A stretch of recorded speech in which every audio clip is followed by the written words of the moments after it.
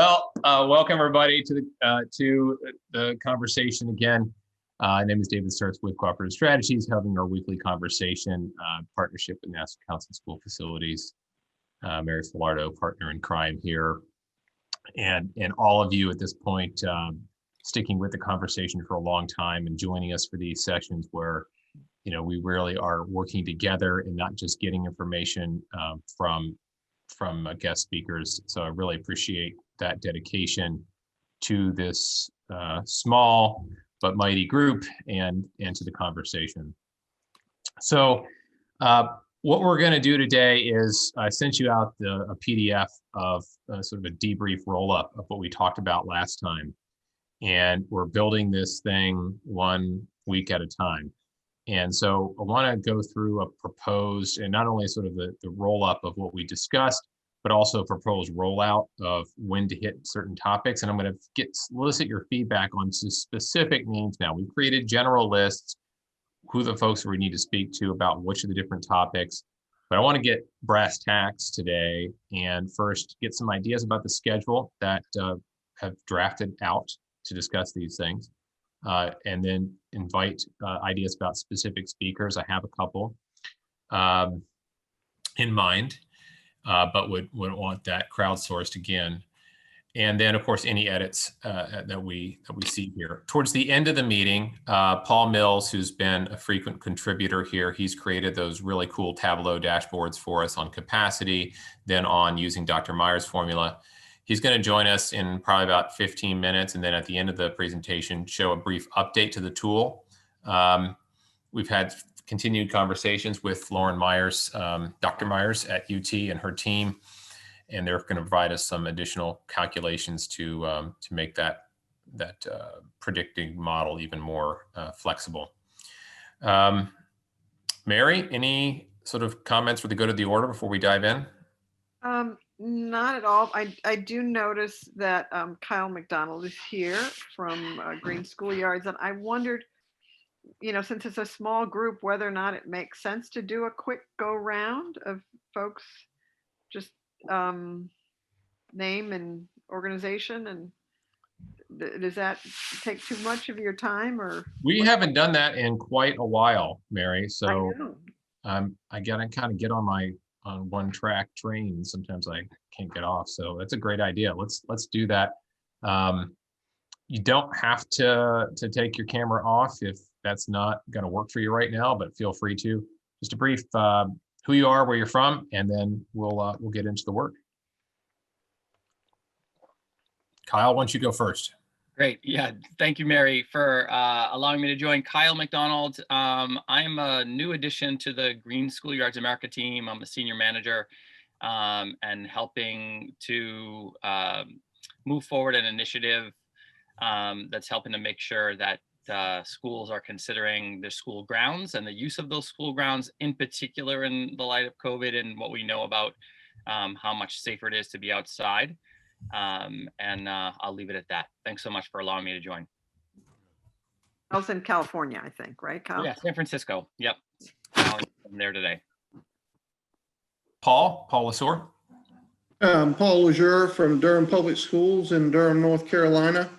I'm the CFO, but I've found this to be a very enlightening weekly session, and really looking forward to continuing to listen in as you go down the road to find out some things that we can share with our district. Julius Monk, who's our Chief Operating Officer, has been on before as a presenter, and he linked me into this, and I've been hooked. So cool. I enjoy it every week. Thanks. Thank you. Glad Julius did. Angela Spangler.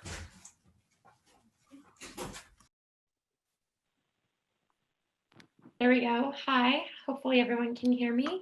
Angela Spangler. I'm with the International Well Building Institute. We have a third-party performance verified healthy building certification, and I lead the work in the education sector for K through 12 and higher ed. And I've really enjoyed tuning into these conversations over the past few months. Thank you. Thank you, Angela. Vonnie Good from Salem Kaiser. Thanks, David. Hi, I'm Bonnie Good, Salem Kaiser Public Schools in Oregon, and I'm the environmental health specialist. And yeah, like Paul, I've really enjoyed these sessions and really grateful for what you all are doing and the speakers that you bring and the information that you share. So thank you so much. Thank you, Vonnie. Allison Talbert.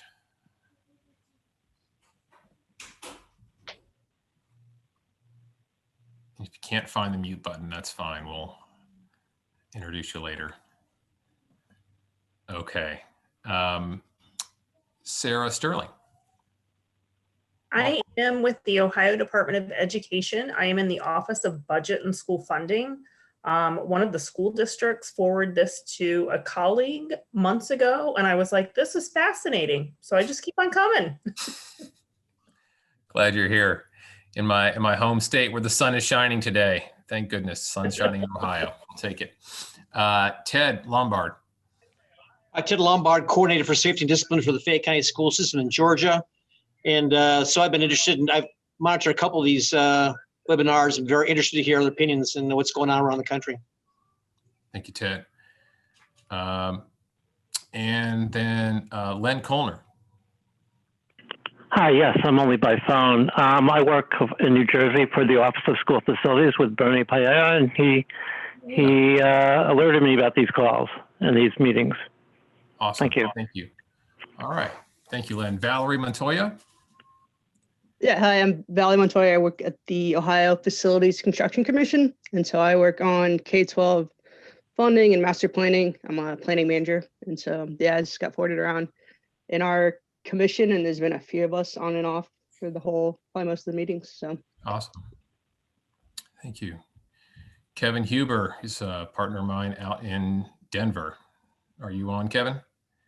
Yeah, I'm sorry, I was searching for the mute button.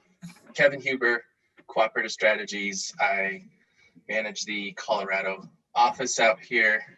And I was just gonna say, I can introduce Allison Talbert as well. She's out here in Jefferson County with us. We just got done doing a project with them. She's with the Rocky Mountain Deaf School. Awesome. Okay. Thank you, Kevin. Mordecai. Mordecai Harris, are you on? Okay, maybe he's occupied at the moment. David Lipton, North Carolina. You with us?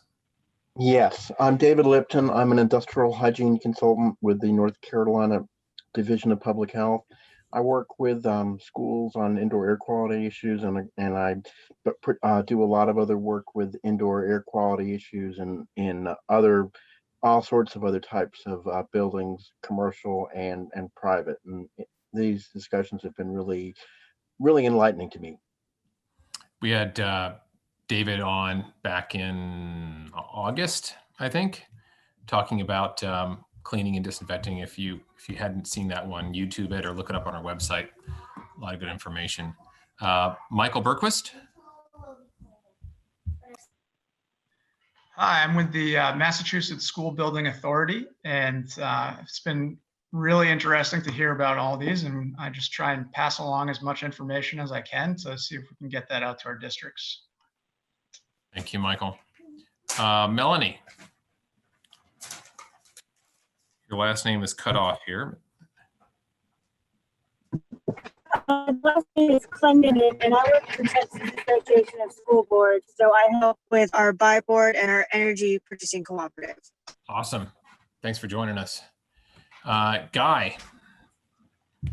I'm Guy Blissner, and I hang out here because I don't get to talk about COVID-19 near enough these days. So I'm actually with Idaho's Office of School Safety and Security, and our role here is to act as the school safety security risk management consulting firm for Idaho schools. So thanks for the suggestion, Mary. We haven't done that in quite some time. I think I've pretty much memorized all of your names by now, seeing you regularly here, but haven't done introductions in a bit. We will continue to seek out speakers on specific topics. We have a very particular lens that we're looking at in terms of speakers. We want folks who are going to come and not just try to sell stuff, from the industry.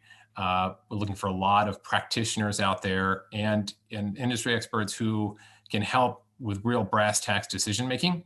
And because we know that you can Google and find the pie in the sky, the best ideal, hey, you should have MERV 13 everywhere and she'd have 100% outside air and you should, all this kind of, stuff that we should do for IAQ or this, that, and the other. But what we're trying to do is to provide a little bit more nuance and context for how to apply the guidance in our real world with real constraints of time and money.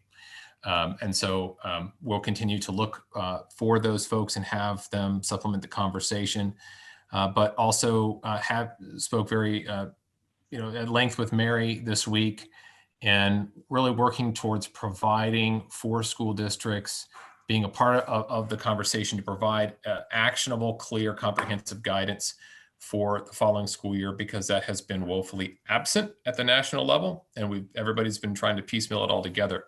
So this week we're going to continue with that conversation in looking at what some of that guidance may turn out to be. So I'm going to, looks like I'm sharing my screen already. So here's what we did. A couple weeks back, Guy introduced the topic, as I think most of you were on that one, to talk about what we learned from our response to Columbine and school tragedies, school shootings, and the policy hits and misses that followed. And so, again, we're looking at policies that really still focus on K12's key mission, and that's a sustainable policy for us.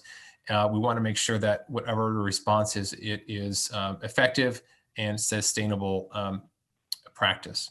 So last week, we had you all jumped into a spreadsheet that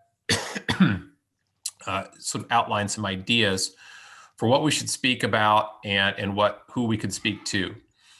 And they generally fell into two buckets. There's what we need to do to reopen schools and reopen the economy and keep them open, and what we need to do to address student and teacher need at the same time. And so that we've got preventing infectious disease from getting in our school, preventing the spread of it once it's in, or mitigating that spread.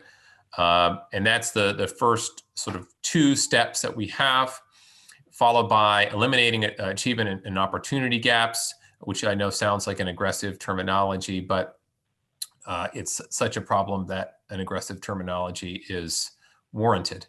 And then effectively monitoring improving student health supports for students and staff. So you all helped flesh out this list, and I took time to comb through all of your responses and create this measles chart here to show who you all thought needed to be involved in which conversations. And so we went through and made this chart, which is in the PDF that I sent you. And I'm not going to take the time to read all this, but it would appreciate those of you who want to take the time and kind of read through this, provide some feedback on what exactly we're looking for from these folks. I've got a couple emails, which is great. I got email from Kathleen Moore, who used to be with California Department of Education, now runs a consulting firm, who suggested that we add superintendents, administrators, and facility planners in there, which, being a facility planner, I didn't even think to add my own career type in here, but that makes sense. And so we went through, I'm adding those into the list. I see Mordecai, he's on the phone call, but he put in the chat that he runs a group of independent faith-based schools in Dallas. Glad to have him here. Mary suggested adding parents as a separate group, different from community stakeholders. That makes sense. Dr. De Silva, welcome. Thanks for joining us. Thank you. We just went through introductions, Dr. Silva, so you got to miss that. But Dr. De Silva with Rhode Island Department of Education. So Mordecai suggested about mental health practitioners, a part of the opportunity gaps conversation. That's a good idea. We can paint that in. So looking to have these folks, while maintaining the focus on the core mission, thinking about the advice from other folks, provide actionable guidance that really hits in their areas of expertise.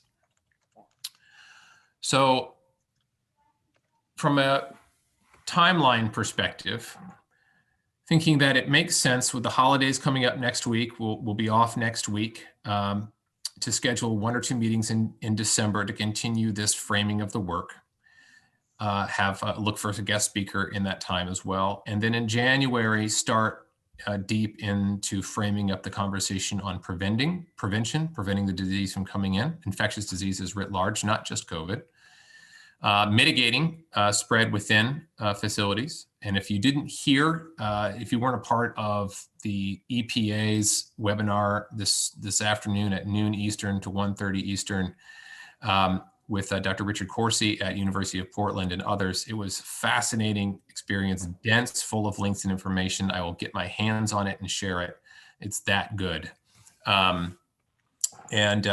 Not coincidentally referencing many of the links that Jeff Vincent shared with us several months ago. March, looking into addressing achievement gaps, April, mental health strategies and guidance, and then May, looking to put it all together. And if those of you who've been around since the beginning may have a little deja vu moment, because Mary, back in May, was our initial target of putting together some framing for budgeting and policies for reopening schools suggestions. And now we're looking at a year later, putting together some guidance for how to respond in the long term. So somewhat poetic, if you will. So we're a fairly small group right here today. We have about 18 of us just on right now. So let's do this. When we look at this slide right here, I'm going to just pause and ask for those of you who want to suggest some specific speakers in the chat to please do so. If you'd like to, because we are smaller today, just unmute and suggest. Let's take a few minutes and really focus on this first topic, which is preventing the spread of infectious diseases, preventing them from getting inside our schools. This was the list of stakeholders that you all helped create in our last meeting. This is what I heard from the conversations and inferred from them and started to draft of what we're going to ask them to do. Here are the topics right here in the center of the page that you all added up. This is all independent ideas that sort of formatted them to put together, but this is what you said. So if we could take a few minutes and just would appreciate your ideas. Who would you think would be great speakers for this list? And I'm going to change screens, open up the editable file, and start to populate that. So let's start. Anybody want to unmute or go into the chat? Let's see. Dr. De Silva, question. My governors keep suggesting that U.S. schools are not COVID spreader sites. Is this substantiated by research? Does anyone research on this topic? Well, actually, Dr. Corsi from Portland, who just did the EPA webinar that I was on, mentioned explicitly that that schools, for you, particularly the younger kids, did not seem to be spreaders like other situations, like bars and restaurants and those kinds of things.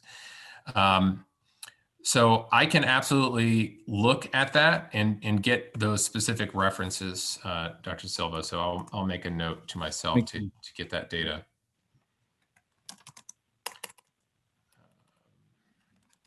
David, I signed up for that EPA webinar, but I had a conflict with a local group. Yeah. So maybe Dr. Corsi. That would be, yeah. Oh, he's absolutely on the list. I started taking notes from that. And that's Dr. Corsi, folks from the EPA. There's ISIAC, which is, let's see, the industrial IAQ. It's an indoor air quality association, the Association for Industrial Hygienists. So David Lipton, I'm sure you're familiar with AIHA. Dr. Laura Myers, who's been a partner of ours as well. but Dr. Corsi was prescient. So yeah, want to add him to the list. So David, this is Mary. Yeah. I just want Dr. De Silva to note that he might want to take a look, and others might want to look at the Texas Department of Education, which requires every week for their schools to report cases of COVID in staff and in students. And while you can see that there does not appear to be a lot of spread, cases that are picked up by students, the number of staff cases is actually pretty, I was surprised, seemed pretty substantial. So the one we ordered from before? Matsuchi, I'm sorry. Where is that, Mary? Is that the Texas Department of Education requires that all of their school districts report COVID cases on a weekly basis, and they make them available, and they provide the dashboards for you to see how many what the enrollment is, what the total number of staff is, the number of cases as compared to in staff, compared to the number of staff people and the number of cases in students. They give them to you by grade. It's really a pretty impressive website. Okay. Yep. Oregon Department of Education has the same requirement. I'm going to go look for the link to that. I don't know if it gives as much data as Mary just suggested, but that'd be awesome. But I'll go find the link and put it in the chat. Yeah, if you could find the link and put it in the chat, and Mary, if you have that link and can put it in the chat too, that'd be fantastic. I will do the same thing, David. The Central District Health Department that covers Boise, Idaho, and the most populous county in Idaho, noted that schools were significantly less transmittable or transmissive than the population. School populations are exhibiting something completely out of step with what the community is, but the staff in those schools reflect the community transmission. Exactly. That's what it looked like in Texas too. Yeah. Okay. The state of Maryland has I think it's the Department of Health has a website that has a page about schools as well. It's not as finite. I don't know if it's a mandated thing, but there's fewer schools that are open, mostly virtual, but there are several private schools and stuff in there. I'll drop a link into the chat. Okay. Students, Mary, good call.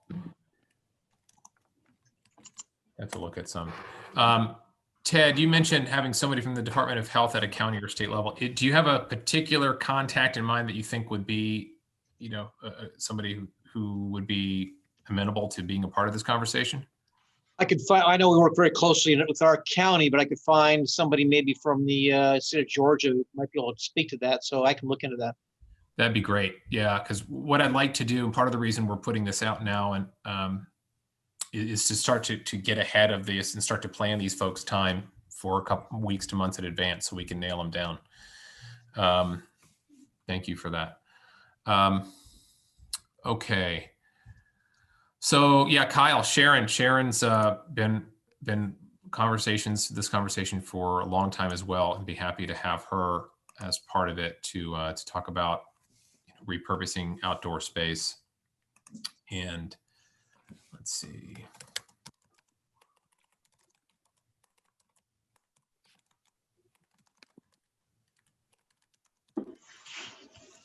From the epidemiologist side, Paul and Mary and I are going to, of course, try to see if we can get Dr. Myers back and speak with us again, or somebody from her team. She's just got a wealth of knowledge and has a great group going on that meets daily to give updates on this. We talked about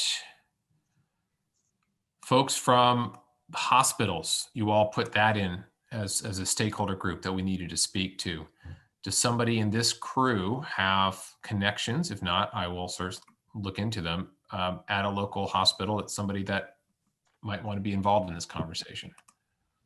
Absolutely. I can share from Canon Design. We do probably more than half of our design work is in healthcare space. And we got a lot of clients around the country that would probably enthusiastically participate. I can do a couple feelers internally and get back to you.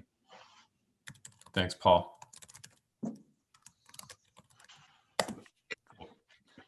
What about in the IT world? Somebody mentioned that last week.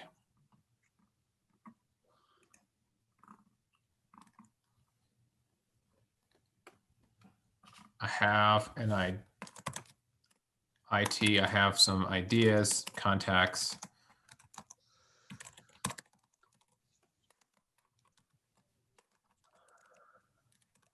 I will look into to get somebody in there. Maintenance and operations. I think we've had some, many of us work in that world here. I think be great to have one of the speakers that we've had on before in this department. But does anybody have somebody that you work with who you think would be great to, on the maintenance side, to speak with us and help inform this policy?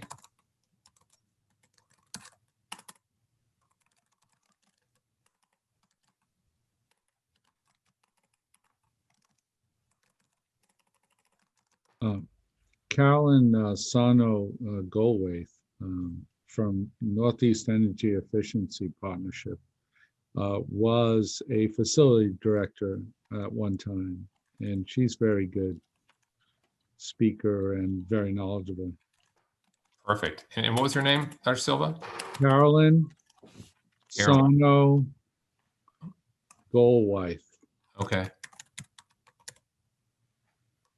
I think it's one of those English last names. I'm not sure. Yeah, I'm going to butcher the spelling, but I'll find it. Her maiden name was Sano, Carolyn.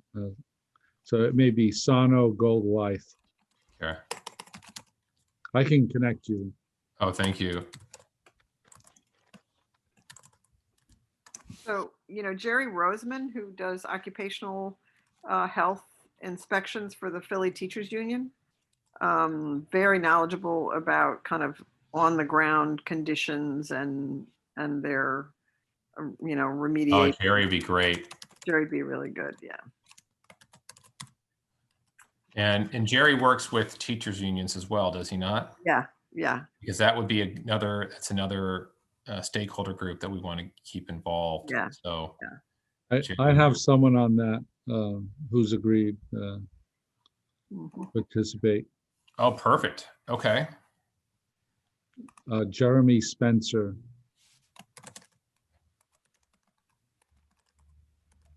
And he's with Providence Public School District. Is he with the union? Yes, he's a union, teacher union. Awesome. Thank you. All right. Physicians. You all noted that last week as a group that we wanted to add into the discussion.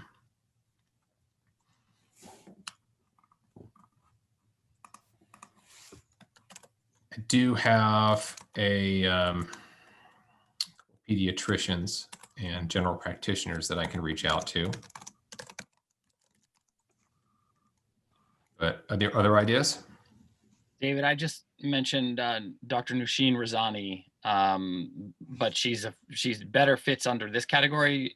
She's a pediatrician and runs the Center for Nature and Children in Oakland's UCSF Benioff Hospital. Oh, perfect.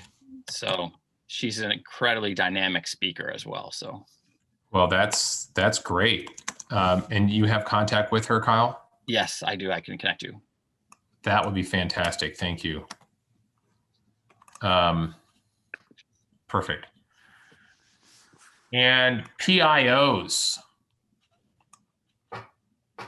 How do we communicate this out? This has been one of Mary's drumbeats since the beginning. Whatever we do, we have to communicate out and get communications back.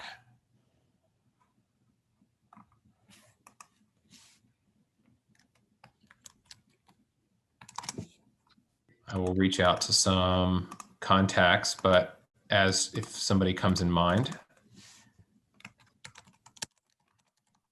You might want to consider having some redundancy of more than one there. That's probably the most demanding job of this entire list, considering what we have going on right now.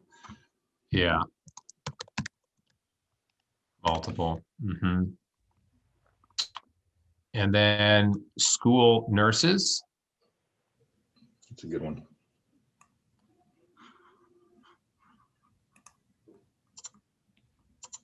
Is there a professional group? And this is outside my wheelhouse, so I'm truly asking if folks know a professional group of that we can turn to ask for some specialists there that you're aware of? Yeah, there definitely is. I can find that out. Okay, thank you, Vonnie.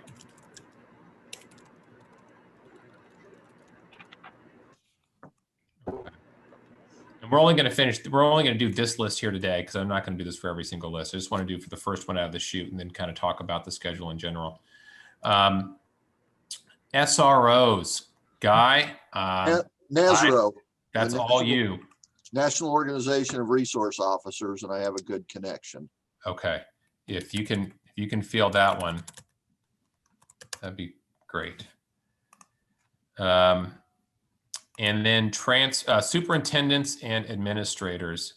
I've got an idea here too. The director, the incoming director of the Idaho Association of Secondary Administrators just left as a small school superintendent. His name's Andy Grover. Okay. Andy and I started our careers teaching together, so I know him well, but he's a really sensible fellow. Okay. Andy Grover, you said? Yeah, and he's the executive director of the IASA, the Idaho Association of Secondary Administrators. Okay. Mary, I think we should also reach out to our contacts through ASA. Right. Yeah. Alika at ASBO, and then yeah, also I forget the AASA, but yeah, we can do that. And then lastly, transportation.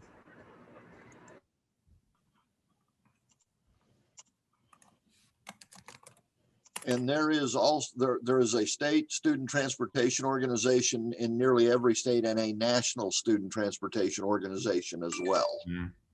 Okay. This one we can look into.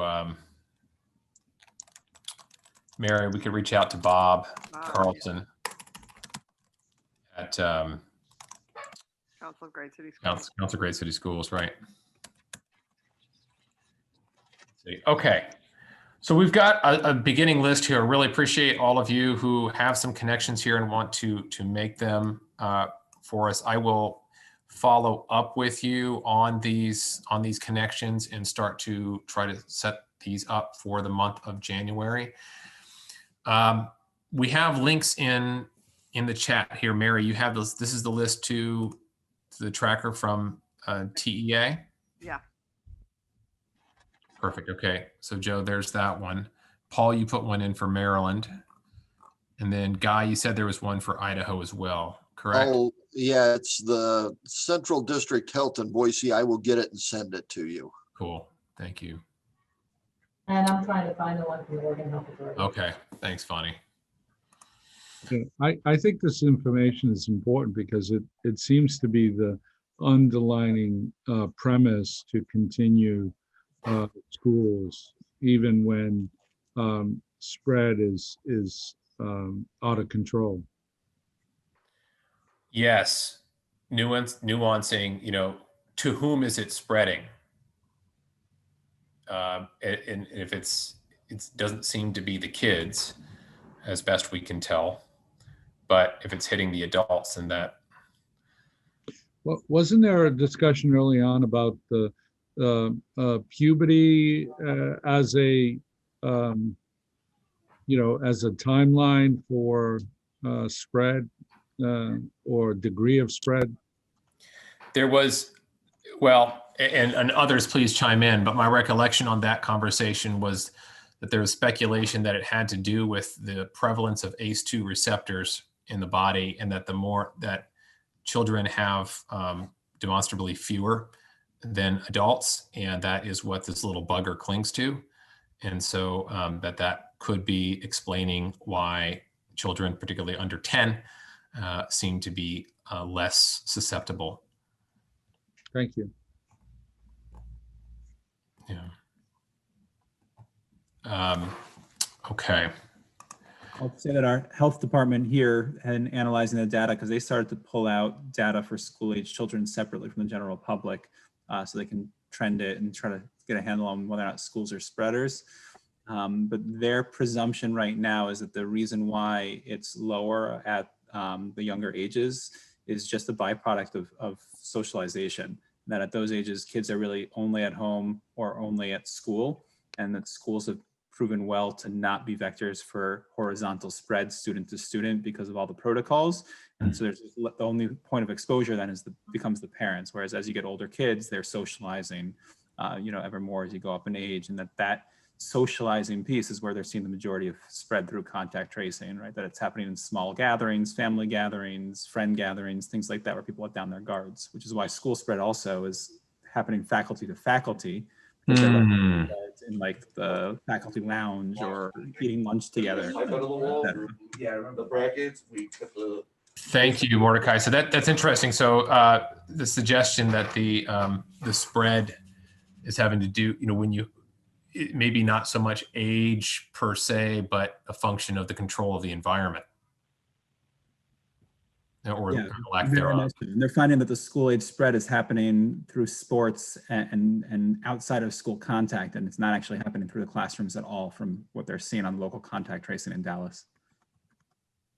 Yeah, well, and the webinar again with Dr. Corsi and the EPA just this afternoon, and I'll share this information. Paul, I sent you a couple of texts from it, but the mitigation methods on the layer continuum of different things to do, like wearing masks, like having indoor air purification units, was a huge topic of conversation on this webinar today, which they were generally favorable recommendation to use them, was showing drastic reduction in risk from mask wearing and distancing, absent additional filtration and ventilation measures, which you add those in, bring it down much further.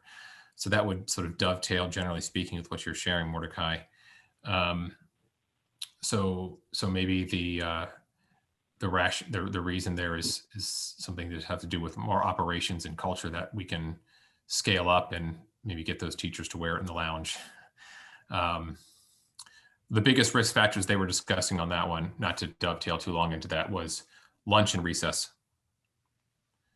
to really mitigate the groups and mitigate the time spent inside without masks on doing activities that involve speaking or breathing heavily. So, okay. So folks, would appreciate your feedback. When we look at having this conversation, the idea is that we would spend a few weeks of time with these different experts in these different topics, trying to tease out specific actionable policy guidance for school districts. And at the end of January, we would have that when it comes to preventing the virus from getting inside the building. I am open and would appreciate your all's ideas as to the best format to do that. One of the ideas that we're coming into with this conversation is that we would have a panel discussion where we'd have folks on and try to get them on at the same time. And those of us, we would listen in and chime in on the chat, and like your traditional webinar. The other idea is that we meet with an individual or two at a time in more of our traditional meeting format like we've done since April, and take a deep dive with an individual or two on a topic, and then piece together guidance suggestion week by week. You all have been involved collectively in many more webinars than any of us have individually. What do you think would be a preferred strategy to come out with an actionable document? Trying to get a panel on at one time and meeting with them several times, or meeting with an individual or two separately separate individuals over the course of a few weeks. David, are you talking about, let's say maintenance and operation, a panel of maintenance and operation people? Yeah, Or so what we do is, for example, we would try to have a larger panel meet a couple weeks in a row and dive down into this discussion, or break that panel up into facility operations, planning and maintenance, to administration, budgeting, you know, in some different layers, like different macro level groups from our speakers, and talk with, you know, more narrower slices of these stakeholder groups. I think that would work better. Okay, as opposed to trying to get a larger group in all at one time. Yeah, because there's so much. That's just my opinion. Sorry. Okay. Paul, your eyes were talking. No, I agree wholeheartedly. The folks you really need at the table are all busy as all get out, and you make it easy on them to help. Okay. That's convinced. Okay. So what we'll do then is, that makes sense. We'll go ahead and get this list. I'm going to reach out to those of you who volunteered some ideas in the coming days and put together a schedule. I want to not take too much of your time, so I'd be happy to pick up that first communication if you want to bridge the communications for me, and then I will take it from there so you can get on with your day jobs, and I can we'll pick that up. Okay. Thank you. Paul, did you want to give a bit of an update and show where this predictive tool is coming in terms of measuring? I'd love to. Okay, so this is, again, is where we are trying to build tools, because we want two things at the end of this, you know, process.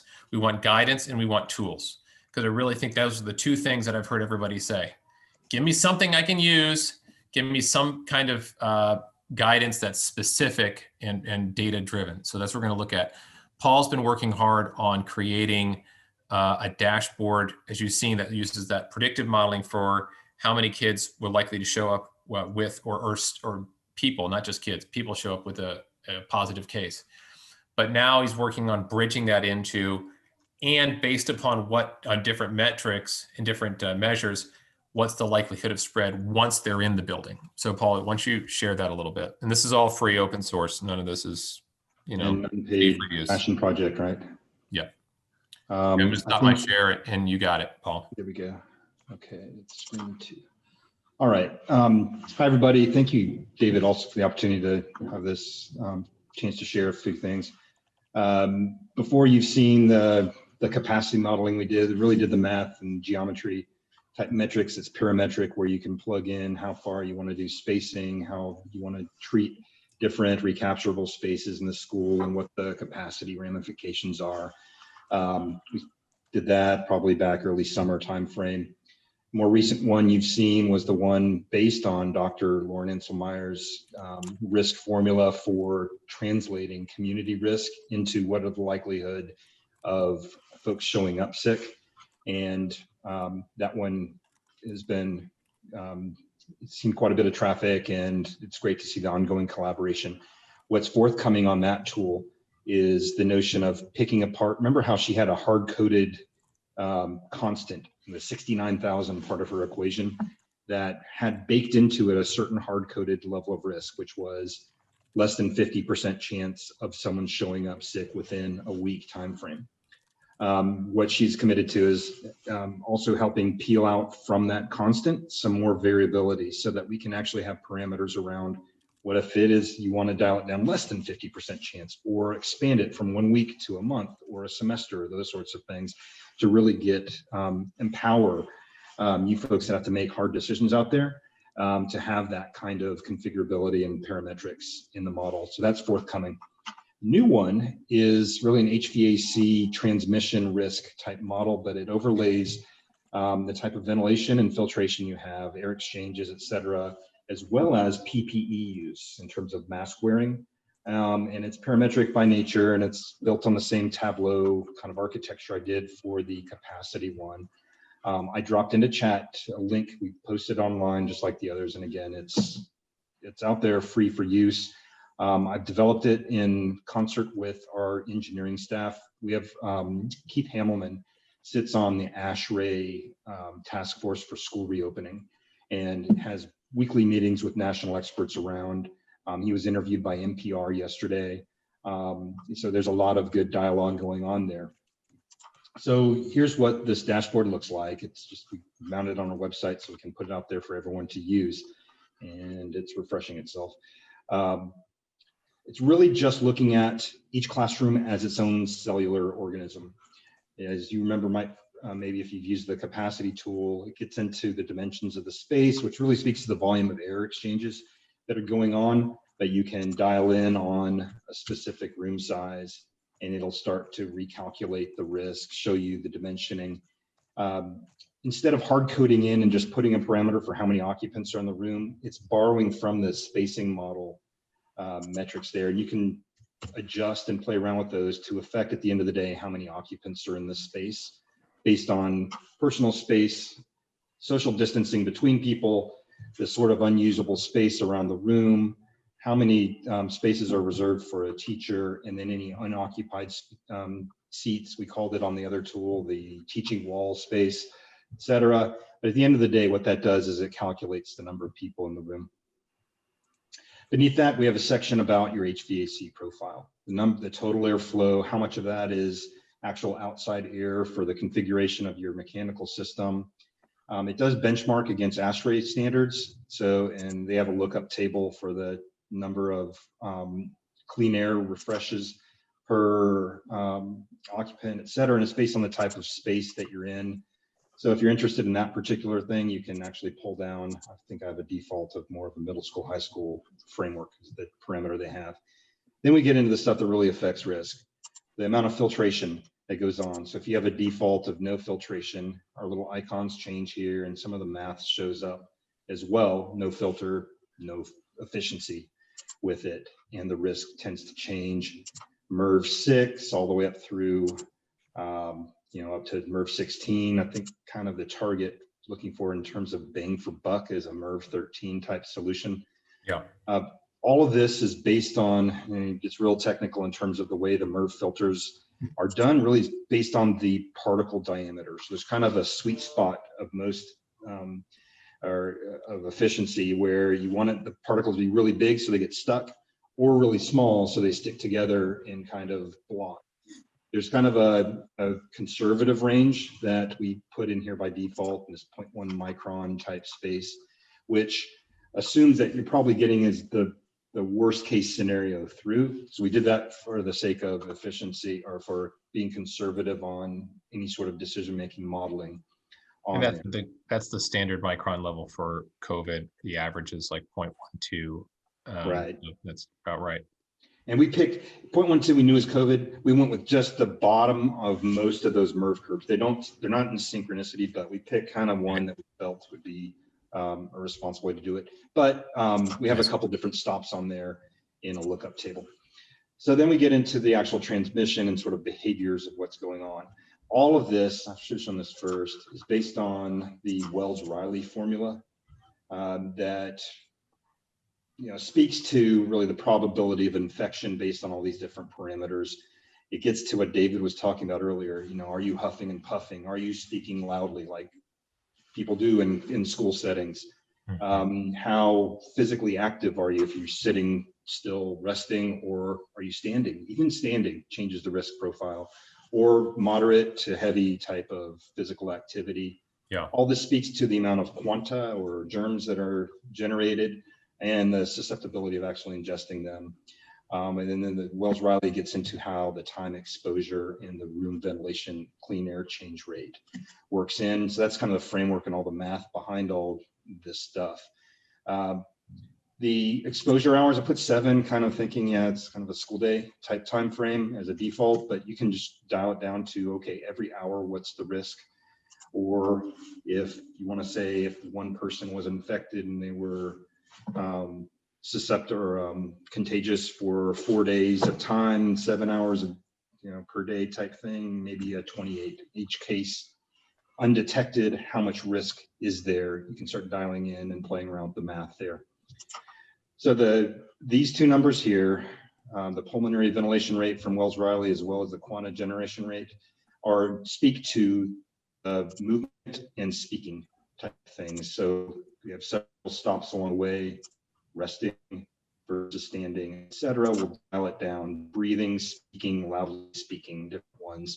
I would tend to think in those settings, probably you're going to expect some loud speaking unless there's projection type technology out there. Quiet speaking, sitting around, can be on a lot of the day, but not all the day. Certainly in a school type situation. And then, of course, PPE being important. Whether it's no masks. Again, I hope you see all the icons are changing. The math here is changing on there. I've got a lever in here as well. I called it compliance, but really it empowers you to have some sort of factor over the amount of risk you're talking about. And the thought being that, let's say you have a policy for wearing at least a cloth mask, the kind that mom makes at home or when you can buy commercially as a standard. Well, is every single person indeed wearing it? And are they wearing it all the time? I've wanted to put in some sort of lever in there so you cannot take a complete assumption of 100% compliance with it. So that's just a matter of kind of going through and changing it. And as each time you click it, it kind of changes the probability. So at the end of the day here, this kind of graphic display of if you packed them all in, how many would be in there, how many are actually in there, one infector, or you could put two, whatever you want to do. It'll kind of tell you what the likelihood for each person over that time frame of there being an infection, and then what that calculates out to in terms of number of transmissions. So it's a nice kind of visual way that's human scale that you can talk to your boards about. You can talk to the administration and speak to it without getting into all the technicalese behind it, but it does have the rigor of epidemiological thought and mechanical science for air filtration. Paul, So that's that. Dr. Silva just asked a question about assumptions about exchange rates. Do you assume a baseline of 4 exchanges an hour, or what do you assume? That's all based on these parameters here. And it's calculated out and it's displayed how many clean air changes. There's the number of just raw air changes, but as you know, there's some recycling of air, which does no good. Well, some of that gets filtered out, but the efficiency there isn't perfect, right? So let's say, for instance, your outside airflow was 0 on there. Your amount of clean air changes are obviously coming because you have a filter that's catching some of the germs. So you can presume, based on the efficiency of your filter, 45% here for the MERV 13 gets filtered out with completely recycled air. Or assuming 1500, let's say all of it was fresh air. So your air exchanges change dramatically as part of it. So it's not hard coded in terms of the air exchange. It's more of that's the result of putting in some parameters. That's where I was going. Okay. If you don't know what these figures are, but you do know this, you can play around with the numbers and kind of get it to where it ought to be. But you might want to consult with a professional engineer about, really what you do have, or talk to your building operators. And what I just heard on this EPA webinar with Corsi and others, they had some industrial hygienist IAQ specialists on, was that once you exceed 12 air exchanges per rate, you have real diminishing returns on the value. So, looking up to that point is when you're getting, bang for buck on exchanges. But beyond that, it's sort of practically superfluous. So. Yeah. One other thought I just want to share about the PPE things. There's not, I went to a resource. It was a translation from Buonanno, an Italian epidemiologist who came up with some math about some of these things and was translated out, both in terms of the quanta generation, all this stuff, as well as PPE type things. But a professor by the name of Jose Luis Jimenez at UC Boulder had come up with a good tool, kind of a spreadsheet version of this, and collaborating with him gets it validated. But the way this is done here, and just playing around with the numbers and kind of just toggling around, exploring, what dramatically changes the numbers here. Having that N95 is tremendous over a cloth mask. Yeah. Cloth mask, they say, is on the giving end is good for 50% utility. On the taking end, like 30%, or perhaps, yeah, that's the right one. But I just did a compounding kind of first order or first line of defense, second line of defense type math on the amount of risk.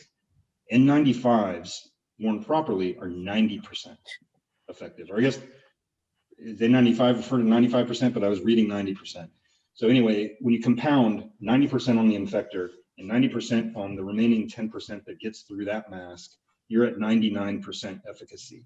So if you're looking for bang for buck type reduction of risk, getting a whole bunch of N95s and making sure people are wearing it might be a lot more effective in terms of actual risk than going to, capital projects for MERV filtration. Yeah.